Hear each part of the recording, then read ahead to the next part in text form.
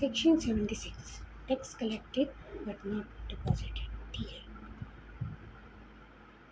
किसी पर्सन ने tax collect किया ऑन सप्लाईज, वो सप्लाईज हो सकती है टैक्सेबल सप्लाईज भी हों या फिर एग्जम्प्ट सप्लाई भी हों, लेकिन पे नहीं किया गवर्नमेंट। हमने टैक्स कलेक्ट कर लिया बट पे नहीं किया। अब क्या होगा, प्रॉपर ऑफिसर हमें शो कॉज नोटिस इशू करेगा, और ये शो कॉज नोटिस इशू करने की टाइम लिमिट कोई टाइम लिमिट नहीं है, कभी भी हमें शो कॉज नोटिस इशू किया जा सकता है।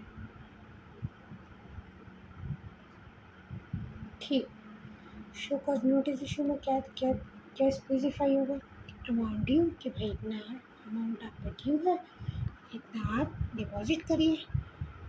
इस अमाउंट पे हमें इंटरेस्ट पे करना होगा। भाई आपने टैक्स कलेक्ट किया, पे नहीं किया, आपने उसका बेनिफिट उठाया, अब आप लेट गवर्नमेंट को पे कर रहे हैं, तो उस पर इंटरेस्ट दीजिए अंडर सेक्शन 50 बट कब से कब तक, from date such amount is collected, from date such amount is collected to date such amount is paid। Date of collection से डेट ऑफ पेमेंट तक कितना percent, 18% under section 50।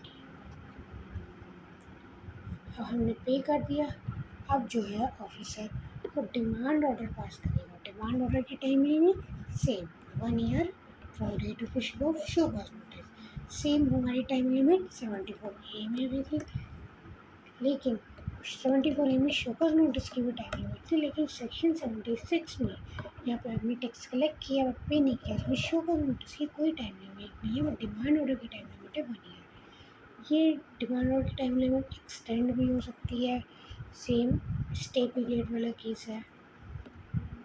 Demand order speaking order होना चाहिए। अब आते हैं main point, हमने amount जो है गवर्नमेंट को पे करा, हमने कलेक्ट किया था, पे नहीं किया था, अब हमने पे किया along with interest at the rate 18% under section as in according with section 50 from date of collection till date of payment. अब ये जो अमाउंट हमने पे किया गवर्नमेंट को, ये सबसे पहले एडजस्ट किया जाएगा। सबसे पहले ये एडजस्ट किया जाएगा against taxable supplies.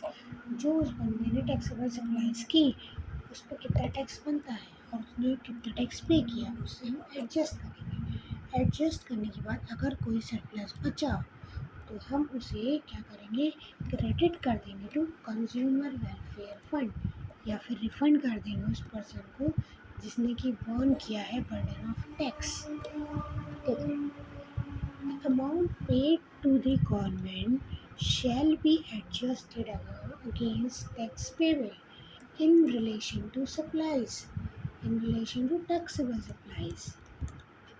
Any surplus left, adjust करने के बाद अगर कोई सरप्लस बचता है, ठीक है, आफ्टर एडजस्टमेंट,